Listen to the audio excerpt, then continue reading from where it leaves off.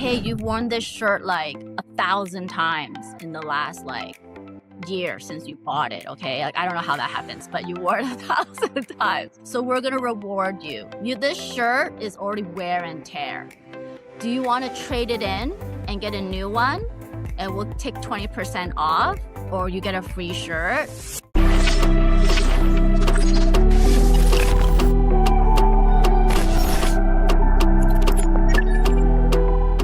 So, if you could design the future of shopping, what would that experience look like in the next, let's say, 5 to 10 years? I envision an idea where it can go from digital to physical, physical to digital. So in that sense, it's very much the digital twin element. This is the part that I'm most interested in. So I envision that, with shirts, the clothing that we wear, they are probably tagged with some kind of receiver where it can track information on how often you're wearing an item. That will automatically show how loyal you are or how much you love this shirt. And maybe it's linked to your phone or whatever gadget that becomes our main device of communication. And just like our health app on, say, our Apple, it'll tell you instead of how many steps you've walked, it might tell you how many times you have worn so and so of these shirts, right? So all of your physical items are tagged with digital items that tells you your digital closet. You've got 800 pieces of clothing. 40% of them are pants. The other percent are dresses, right?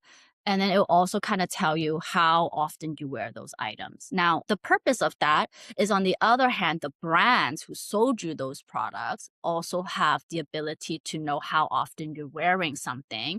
And that could be equivalent to how loyal you are to a brand. So instead of you signing up, giving your email, getting 10%, automatically be treated as a VIP, which we all know is not really a VIP, you are actually rewarded or treated or having a personalized experience by how often they see you wear something. So your data, 10% of your clothing is Nautica, So you imagine when you're wearing an item and you walk into the Nautica store at your favorite mall, and it might pop up in their LED screen and it'd be like, hey, Lambo, welcome to our, flagship store today in Bahamas, whatever your shopping mall area would be, right?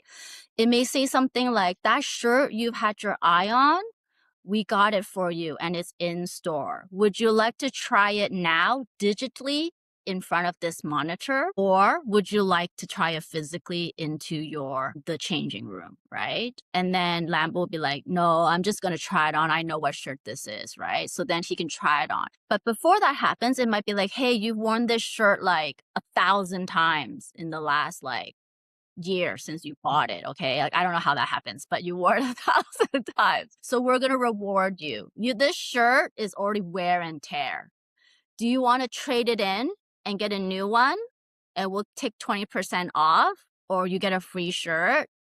I think little instances, little personalization details like that is how I see the future of shopping and retail and engagement. That's how you bring people deep into your world. It's advantageous for both sides. You get to know more about your own shopping habits and your preferences and use that data to make your future shopping experiences even better. And at the same time, the brand who sold you the shirt can also have a lot of interesting data that they can use to target you in a very personalized way.